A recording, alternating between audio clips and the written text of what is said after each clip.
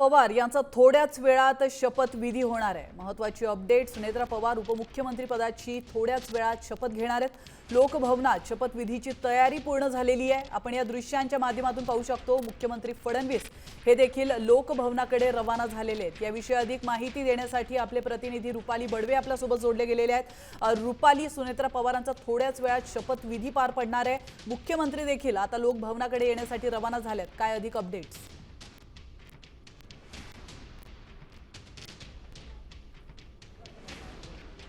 अजित पवार यांच्या निधनानंतर त्यांचा पुढचा राजकीय वारसा कोण चालवणार असा प्रश्न खरं तर सुरुवातीला उपस्थित केला गेला होता। मात्र आपण नंतर पाहिलं तर सुनेत्रा पवार यांचं नाव समोर आलं आणि त्यांच्याच नावावरती शिक्कामोर्तब झालं। सामाजिक कार्यातून पुढे आलेलं सुनेत्रा पवार यांचं नेतृत्व आता खरं तर राज्याच्या राजकारणामध्ये आपल्याला पाहायला मिळणार आहे आणि त्यांचा शपथविधी आज लोकभवनामध्ये खरं तर पार पडणार आहे।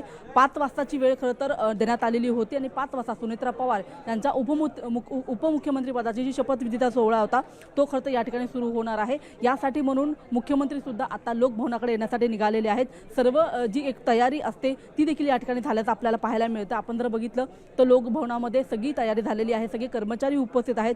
सोबतच आपण पाहिलं तर अजित पवार यांच्या कार्यालयातले सगळे कर्मचारी असतील आणि सोबतच राष्ट्रवादी पक्षाचे सगळे आमदार असतील, सगळे महत्त्वाचे नेते मंडळी असतील, हे सगळे जे ते आपण बघतो की विधान भवनातून आता लोकभवनाकडे खरं तर निघालेले आहेत। अनेक जे सगळे पदाधिकारी असतील आणि आमदार असतील ते आता लोकभवनामध्ये दाखल झालेले आहेत।